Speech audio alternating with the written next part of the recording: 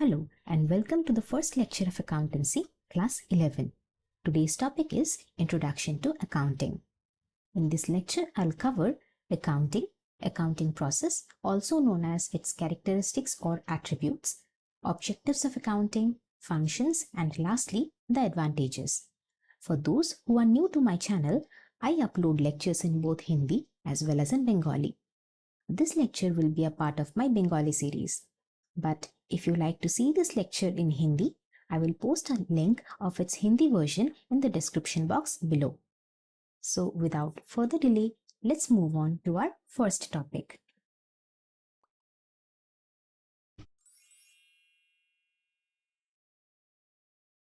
So our first topic is accounting.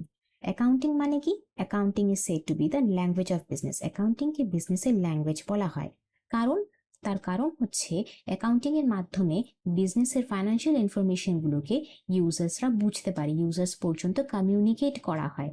তার জন্য অ্যাকাউন্টিংকে বিজনেসের ল্যাঙ্গুয়েজ বলা হয়, এমন একটা ভাষা যেই ভাষার দ্বারা বিজনেসের সমস্ত ফাইন্যান্সিয়াল ইনফরমেশন ইউজার্সরা বুঝতে পারে। ঠিক আছে?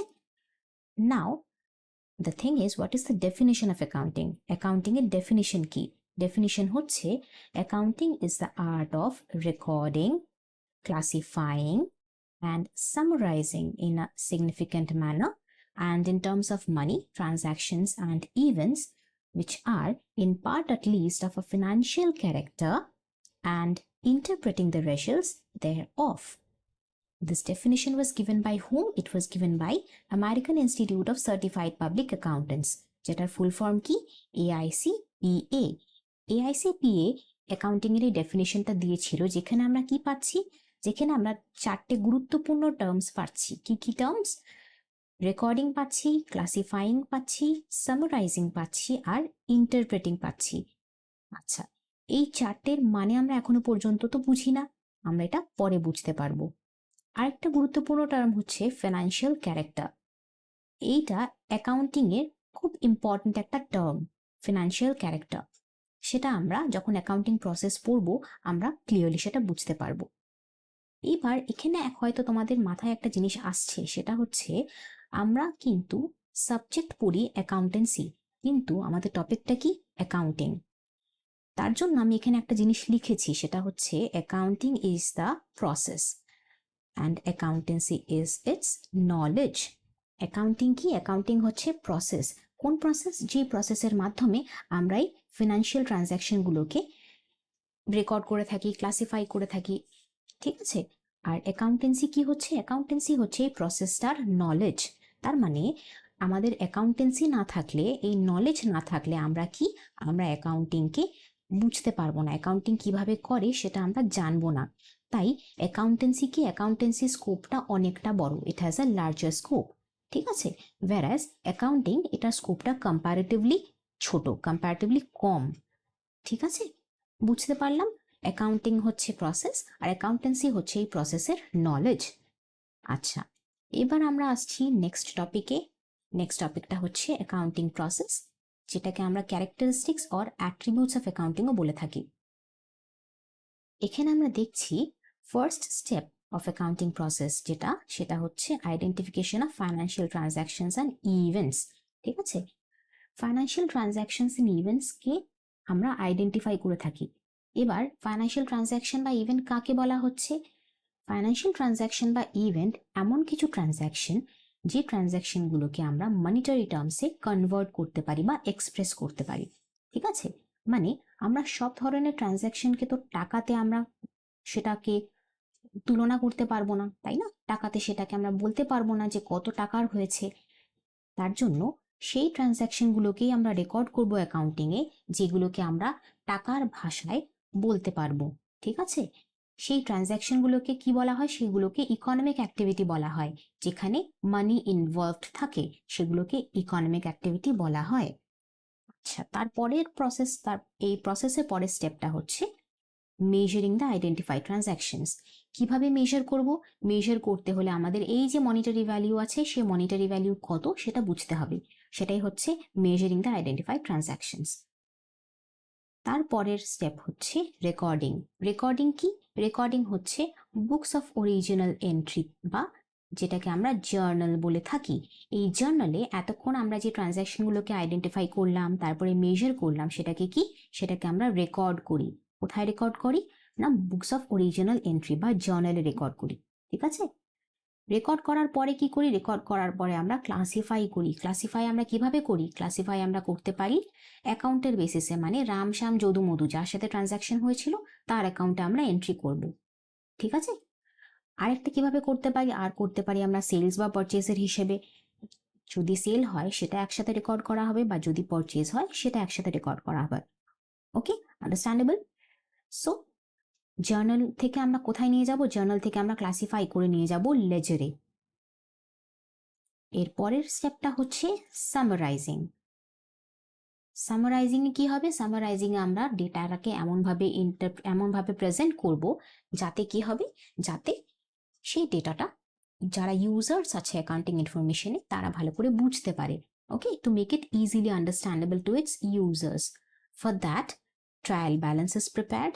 ট্রায়াল ব্যালেন্স মানে, ট্রায়াল ব্যালেন্স একটা এমন অ্যাকাউন্ট যেটাকে আমরা সামারাইজেশনে এনে থাকি, তৈরি করে থাকি। ঠিক আছে, ট্রায়াল ব্যালেন্সের পরে আমরা কি তৈরি করব, আমরা তৈরি করব ফাইনাল অ্যাকাউন্টস, যেটাকে আমরা কি বলি, ফাইন্যান্সিয়াল স্টেটমেন্টও বলি।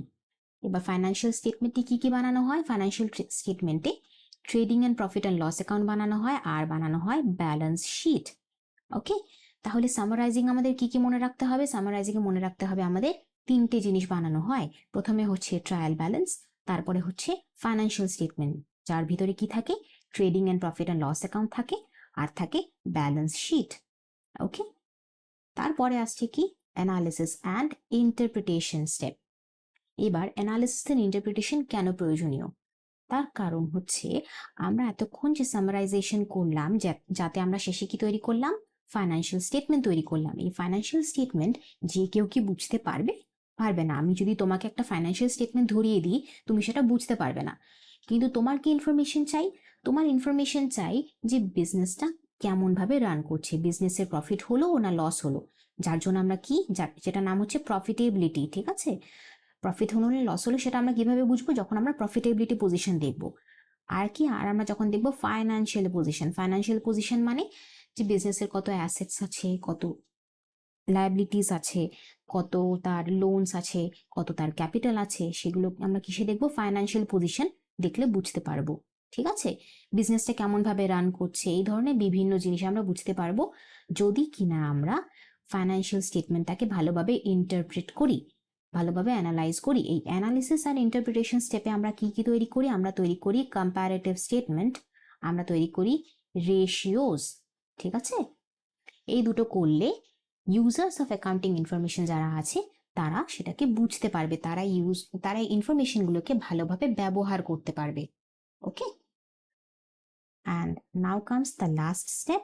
Last step is communicating. Communicate করা কাকে বলছে, কমিউনিকেট করা মানে এতক্ষণ যে ইনফরমেশনগুলো আমরা অ্যানালাইজ আর ইন্টারপ্রেট করলাম সেগুলোকে ইউজার্স পর্যন্ত পৌঁছে দেওয়া, দ্যাট ইজ কমিউনিকেটিং।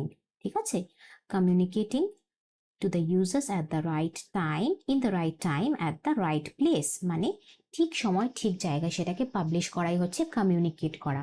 ঠিক আছে, এবার দেখো, এবার আমরা যদি ডেফিনিশনটা দেখি, ডেফিনিশনে আমরা এই টার্মসগুলো পেয়ে গেছি, রেকর্ডিং, ক্লাসিফাইং, সামারাইজিং, ইন্টারপ্রেটিং, বুঝতে পেরে গেছি এগুলো মানে কি। এটা ছাড়াও আরো ছোট ছোট কিছু প্রসেস আছে, কিছু স্টেপ আছে, তাই না, সেই স্টেপগুলো আমরা বুঝতে পেরেছি। আর এই ফাইন্যান্সিয়াল ক্যারেক্টার মানেও আমরা বুঝতে পারলাম। আচ্ছা, এবার আমরা চলে আসছি একটা অ্যাব্রিভিয়েশনে। এই অ্যাব্রিভিয়েশনটা আমরা যদি মনে রাখি তাহলে আমাদের অ্যাকাউন্টিং প্রসেসটাকে বুঝতে সুবিধা হবে, অ্যাকাউন্টিং প্রসেসটাকে মনে রাখতে সুবিধা হবে। কি অ্যাব্রিভিয়েশনটা, অ্যাব্রিভিয়েশনটা হচ্ছে IMRCSAC, যেটাকে আমি তোমাদের সুবিধার্থে আমি একটা লাইনে, একটা সেন্টেন্সে আমি সেটাকে ডেসক্রাইব করছি কিভাবে। I am really confident in the subject accountancy. এখানে দেখো, এখানে I for identification of financial transactions and events, M for measuring the identified transactions, রিয়েলির আর থেকে আসছে রেকর্ডিং, কনফিডেন্টের সি থেকে আসছে ক্লাসিফাইং, সাবজেক্টের এস থেকে সামারাইজিং, অ্যাকাউন্টেন্সির এ থেকে অ্যানালিসিস অ্যান্ড ইন্টারপ্রিটেশন, আর এই সিটা থেকে আসছে কমিউনিকেটিং। ঠিক আছে, তাহলে তোমরা কি মনে রাখবে? তোমরা শুধু এই লাইনটা মনে রাখবে, I am really confident in the subject accountancy. Okay, very good. Now coming to the next topic, which is objectives of accounting. Objectives কি অ্যাকাউন্টিং এর? অ্যাকাউন্টিং এর প্রধান অবজেক্টিভ হচ্ছে সিস্টেম্যাটিক রেকর্ড মেনটেন করা। ঠিক আছে, প্রথম অবজেক্টিভ কি? অ্যাকাউন্টিং এর যেসব ট্রানজ্যাকশন গুলো আছে, সে ট্রানজ্যাকশন গুলোকে একটা সিস্টেম্যাটিক ওয়ে, একটা সিকোয়েন্স ফলো করে, ঠিক আছে, একরকম রুলস ফলো করে, কিছু প্রিন্সিপালস আছে সেগুলোকে ফলো করে রেকর্ড করা। ঠিক আছে, তার পরের অবজেক্টিভ কি? পরের অবজেক্টিভ হচ্ছে determining profit or loss. Profit হয়েছে না লস হয়েছে সেটা বের করাও কি অ্যাকাউন্টিং এর প্রধান অবজেক্টিভ। সেটা আমরা কিভাবে পাবো? সেটা আমরা পাবো এই trading and profit and loss account বানিয়ে। নেক্সট অবজেক্টিভ কি? নেক্সট অবজেক্টিভ হচ্ছে determining financial position. Financial position আমরা কিভাবে বের করতে পারবো? আমরা যদি ব্যালেন্স শিট বানাই, তাই না? তারপর কি? তারপর হচ্ছে assisting management in decision making, budgeting, forecasting and exercising effective control. আচ্ছা, এখানে দেখো আমাদের অনেকগুলো টার্মস আছে। কি কি টার্মস আছে? Decision making. ডিসিশন মেকিং মানে অ্যাকাউন্টিং এর মাধ্যমে ম্যানেজমেন্টের কি হয়? ম্যানেজমেন্টের ডিসিশন নিতে সুবিধা হয়। ঠিক আছে, তারপরে কি? বাজেটিং মানে বাজেট তৈরি করতে সুবিধা হয়। ফোরকাস্টিং মানে আগামীকালে কি ধরনের ঘটনা ঘটবে, সেটা বিজনেসের জন্য ভালো হবে না খারাপ হবে, এই ধরনের জিনিসও আমরা ফোরকাস্ট করতে পারি, প্রেডিক্ট করতে পারি। ঠিক আছে, সেটাতেও আমাদের কি হয়? অ্যাকাউন্টিং হেল্প করে ম্যানেজমেন্টকে। আর কি? এক্সারসাইজিং ইফেক্টিভ কন্ট্রোল মানে ম্যানেজমেন্ট তো বিজনেসকে কন্ট্রোল করে, সেই কন্ট্রোল মেকানিজমে ম্যানেজমেন্টকে কে হেল্প করে? অ্যাকাউন্টিং হেল্প করে। ঠিক আছে, নেক্সট অবজেক্টিভ হলো providing accounting information to internal as well as external user. This is same as communicating the information. ঠিক আছে, আমরা আগে কমিউনিকেশন স্টেপ পড়েছি, সেই কমিউনিকেশন স্টেপটারই কথা এখানে বলেছে, অ্যাকাউন্টিং ইনফরমেশনকে প্রোভাইড করা। তারপরের অবজেক্টিভ কি? Protects business assets. অ্যাসেটসকে কিভাবে প্রোটেক্ট করা হয়? যদি আমরা প্রপার অ্যাকাউন্টিং রেকর্ড মেনটেন করে রাখি, তাহলে বিজনেসের যে সমস্ত অ্যাসেটস গুলো থাকে সেগুলোকে প্রোটেক্ট করা হয়। কিভাবে প্রোটেক্ট হয়? তাতে কি না, যদি প্রপার অ্যাকাউন্টিং রেকর্ড মেনটেন করা থাকে, তাহলে অ্যাসেটটা কবে কিনেছিল, সেটাকে কবে ডেপ্রিসিয়েশন কতটা হয়েছে, সেটাকে কবে সেল করতে হবে, সেটাকে কখন অবসোলিট করে বাদ দিয়ে দিতে হবে আর ব্যবহার করব না, সেই সমস্ত জিনিস আমরা বুঝতে পারবো, জানতে পারবো কি, যদি কিনা আমরা অ্যাকাউন্টিং রেকর্ড মেনটেন করে থাকি। বুঝতে পেরেছো? পরেরটা কি? পরের টপিক আমাদের আসছে ফাংশনস অফ অ্যাকাউন্টিং। অ্যাকাউন্টিং এর কাজ কি? ঠিক আছে, অ্যাকাউন্টিং এর ফাংশন কি? দেখবে এগুলো ফাংশন, তারপরে তোমার অ্যাডভান্টেজ, অবজেক্টিভস, এগুলো অনেকটাই সিমিলার, ইভেন দ্য ক্যারেক্টারিস্টিক্স। ঠিক আছে, এগুলো অনেকটাই সিমিলার, তাই রিপিটিশন হচ্ছে। যেগুলো রিপিটিশন হচ্ছে ওগুলো আমি আবার করে তোমাদের বোঝাচ্ছি না, কারণ শুধু শুধু ভিডিওটা লম্বা হয়ে যাবে, সময় নষ্ট হবে। যদি তোমাদের বুঝতে অসুবিধা হয়, তোমরা আবার সেটাকে পেছনে গিয়ে, ঠিক আছে, তোমরা সেটাকে দেখে নিও আবার। আচ্ছা, now comes functions of accounting. Functions of accounting এ কি আছে? টু মেনটেন সিস্টেম্যাটিক রেকর্ড, যেটা আমরা আগেও পড়েছি, prepare financial statements for depicting financial information. ঠিক আছে, এইখানে এটা হচ্ছে নতুন জিনিস, to meet various legal requirements by maintaining systematic records. এবার লিগাল রিকোয়ারমেন্টকে কিভাবে মেনটেন করা হয়? তোমরা ভাববে যে সিস্টেম্যাটিক রেকর্ড মেনটেন করলে সেটা কোন লিগাল রিকোয়ারমেন্টকে মিট করছে, মানে ল কি বলছে যে রেকর্ড মেনটেন করতে হবে? হ্যাঁ, ল বলছে। ল কখন বলে? যখন তোমার ট্যাক্স ফাইল করতে হয়, ল তখন বলে, যাতে তুমি মেনটেন করলে ট্যাক্স ইভ্যালুয়েশনে সুবিধা হয়। ল কখন বলে? যখন তুমি কোম্পানি কোনো অ্যাকাউন্ট করছো। কোম্পানিজ অ্যাক্ট কিন্তু বলছে যে ফাইন্যান্সিয়াল ইনফরমেশনকে প্রপারলি রেকর্ড করা, মানে accounting is very very very important. Okay, now comes the next function, which is communicate financial information. We have already studied it. Now comes assisting management. Management assists কিসে? ম্যানেজমেন্টকে assist করে, sorry, কিসে না? Decision making এ, budgeting এ, forecasting আর effective কন্ট্রোলে। ঠিক আছে, এটা আমরা আগে পড়েছি।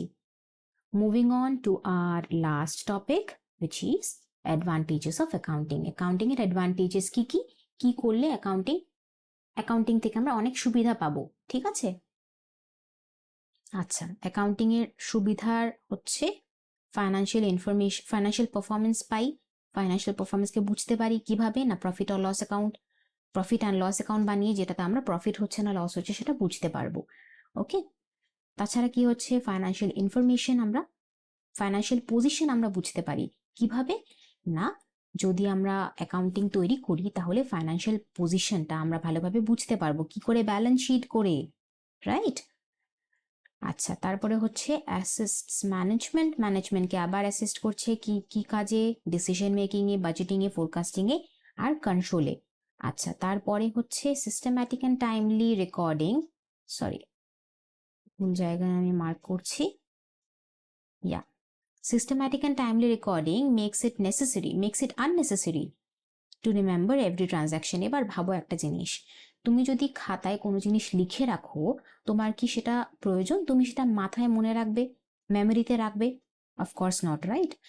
তাই যদি আমরা ট্রানজ্যাকশনকে লিখে রাখি, রেকর্ড করে রাখি কোনো জায়গায়, it is unnecessary to remember every transaction or every least little information of every transaction, তাই না? খুব ছোট মাইনুট ইনফরমেশন আমাদেরকে মনে রাখার দরকার নেই, because we have already record those transactions, right? So that is another advantage of accounting. Now, systematic recording also facilitates comparative study.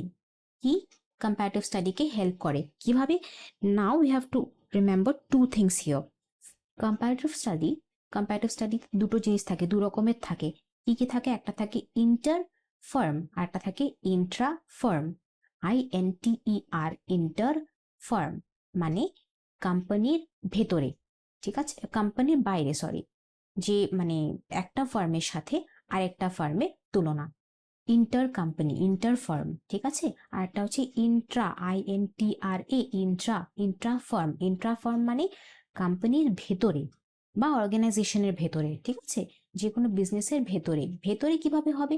ভেতরে হবে যদি তোমার পাস্ট রেকর্ডের সাথে তুমি কারেন্ট ফিনান্সিয়াল পারফরমেন্সকে কম্পেয়ার করো, সেটা কি হয়ে যাবে? সেটা হয়ে যাবে ইন্ট্রা, ঠিক আছে, মনে রাখবে intra firm. So comparative study দু রকমের হয়, it is of two types. Comparative study, one is inter-firm, which will be among different companies or among different business enterprises, and another is ki intra-firm. Intra-firm ki hoy? Intra-firm is when you compare your current business performance to previous year's business performance. Okay, it is within the same enterprise. Understandable? Next advantage is accounting records act as good evidences, thus facilitates settlement of tax liabilities. Settlement of tax liabilities কিভাবে? এবার দেখো, আমি তোমাকে তখনও বলেছিলাম যদি কিনা আমরা ফাইন্যান্সিয়াল ইনফরমেশন ভালোভাবে রেকর্ড করে থাকি, it will help us to pay taxes, ঠিক আছে। কেন? তার কারণ হচ্ছে সেগুলো গুড এভিডেন্স হিসাবে কাজ করে। আমরা যদি ট্যাক্স টেকিং অথরিটিস যারা আছে, গভর্নমেন্ট অথরিটিস আছে, তাদেরকে আমরা যদি অ্যাকাউন্টিং রেকর্ড দিয়ে সাবমিট করি তাদের কাছে, তারা বুঝতে পারবে আমাদের ট্যাক্স ইভ্যালুয়েশনটা ঠিক হয়েছে কিনা, আরো বেশি ট্যাক্স দিতে হবে কিনা, বা ট্যাক্স সারপ্লাস হয়েছে কিনা, ওদের কাছে যদি ট্যাক্সটা বেশি চলে গিয়ে থাকে, ঠিক আছে। এই ধরনের ইনফরমেশন কি হয় তারা বুঝতে পারবে। So that is another advantage of accounting. আরো কিছু অ্যাডভান্টেজ আছে কি? Accounting records also help in settling various situations arising in partnership businesses. Partnership businessের ক্ষেত্রে, পার্টনারশিপ মানে যেখানে একের থেকে বেশি কিছু লোক মিলে একটা বিজনেস শুরু করে, সেটা কোম্পানি হতে পারে, but company is a different form of organization, ঠিক আছে। পার্টনারশিপ বিজনেসে কি হতে পারে? ধরো একজন নতুন পার্টনারের এন্ট্রি হয়েছে, admission of a new partner, কোনো এক্সিস্টিং পার্টনারের ডেথ হয়েছে বা কোনো এক্সিস্টিং পার্টনার ছেড়ে চলে গেছে, ঠিক আছে, সেসব ক্ষেত্রে হতে পারে। ডিসলিউশন অফ দ্য ফার্ম হতে পারে, মানে ফার্মটা ডিসলভ হয়ে যাচ্ছে, ফার্মটা বন্ধ হয়ে যাচ্ছে, ইনসলভেন্সি হতে পারে, আর lot of situations may arise. এই সব ধরনের সিচুয়েশনের ক্ষেত্রেও অ্যাকাউন্টিং রেকর্ড কি হয়? হেল্প করে। আচ্ছা, এবার accounting data are often accepted by the courts as good evidences. যেহেতু একটা সিস্টেম্যাটিক ভাবে এবং কিছু প্রিন্সিপালস মেনে অ্যাকাউন্টিং রেকর্ডকে মেনটেন করা হয়, তার জন্য সেটা কি, সেটা কোর্টের কাছেও একটা ভালো এভিডেন্স হয়। ওকে, আর আমাদের এখানে একটা জিনিস আমি তোমাদের অ্যাডিশনাল ইনফরমেশন দিই, অ্যাকাউন্টিং রেকর্ড কিন্তু সিএ বা কোনো প্রফেশনাল দ্বারা কিন্তু সাইন করা হয়, তাই সেগুলো কিন্তু কোর্ট অ্যাকসেপ্ট করতে বাধ্য এভিডেন্স হিসাবে। ঠিক আছে? আচ্ছা, এখানে তারপরের অ্যাডভান্টেজ কি বলছে, অ্যাসিস্ট সেল অফ বিজনেস। বিজনেসকে যখন সেল করতে হয়, ধরো বিজনেসকে বেচে দিচ্ছে আরেকজনের কাছে, তখনও কিন্তু অ্যাকাউন্টিং রেকর্ড খুব হেল্প করে। কেন? তার কারণ পারচেজ প্রাইসটা বোঝা যায়, কত টাকায় আমি সেল করব, কত টাকায় সে আমার থেকে কিনবে, that is the purchase price. সেগুলো বোঝা যায় কিসে? যদি আমরা অ্যাকাউন্টিং রেকর্ড মেনটেন করে থাকি। Next advantage is previous records of transactions assist in insolvency proceedings। আমি তোমাদের তখন বললাম ইনসলভেন্ট যদি হয়ে যায়, যদি ডিসলভ হয়ে যায়। এবার ইনসলভেন্সি মানে কি? ইনসলভেন্সি মানে হচ্ছে যদি কিনা বিজনেসের কাছে টাকা নেই, যাদের থেকে বিজনেস টাকা নিয়েছিল, মানে যারা ইনভেস্ট করেছিল, ঠিক আছে, যারা লোন দিয়েছিল তাদেরকে টাকা ফেরত দিতে পারে, বিজনেসের কাছে সেই টাকা নেই, বিজনেস একটা লস মেকিং এন্টারপ্রাইজ হয়ে গেছে, সেই ক্ষেত্রে বিজনেসটাকে বন্ধ করে দিতে হবে। সেটাকে কি বলে? ইনসলভেন্সি। ইনসলভেন্সি প্রসিডিংস মানে ইনসলভেন্সির সময় যে ধরনের কাজ করতে হয়, মানে কত টাকা দিতে হবে, যাদের টাকা পাওনা আছে তাদেরকে টাকা দেওয়াই হচ্ছে ইনসলভেন্সি প্রসিডিং। বিজনেসকে বন্ধ করার একটা কিছু স্টেপস গুলো থাকে আর কি, ঠিক আছে, বন্ধ করার প্রসেস। আচ্ছা, সেটা সেই সব ট্রানজাকশনের সময়ও, সেই সব প্রসিডিংস এর সময়ও অ্যাকাউন্টিং কি হয়, হেল্প করে। আচ্ছা, তারপরে লাস্ট অ্যাডভান্টেজ হচ্ছে ফ্যাসিলিটেটস গ্রান্ট অফ লোনস। লোন যখন গ্রান্ট করে অ্যাকাউন্টিং, লোন যখন গ্রান্ট করে বিজনেসকে, তখনও কি হয়, অ্যাকাউন্টিং হেল্প করে। কেন? তার কারণ হচ্ছে যারা লোন দেয়, যেসব ফাইন্যান্সিয়াল ইনস্টিটিউশন লোন দেয়, তাদের কাছে যদি অ্যাকাউন্টিং ইনফরমেশন না থাকে, তারা বুঝতে পারবে না যে যাদেরকে আমরা লোন দিচ্ছি তাদেরকে লোন দেওয়া উচিত কিনা, whether the company is running on profit or it is running on loss। যদি লস মেকিং কোম্পানি হয় তাহলে তাদেরকে লোন দেওয়া তো সেই ফাইন্যান্সিয়াল ইনস্টিটিউশনের জন্য লসের হয়ে যাবে, তাই না? তারা রিপে করতে পারবে না। So for that reason accounting records are very very necessary. ঠিক আছে? So that's all, those were the advantages. আমরা এরপর লিমিটেশনস অফ অ্যাকাউন্টিং পড়বো নেক্সট লেকচারে। ঠিক আছে? So thank you so much. If you like this lecture then do not forget to share it among your friends and family. আর তোমরা subscribe করে নিও চ্যানেলটা, also press the bell icon, যাতে আমি যখন নতুন লেকচার পোস্ট করব you will get notified. So thank you so much, see you in the next lecture.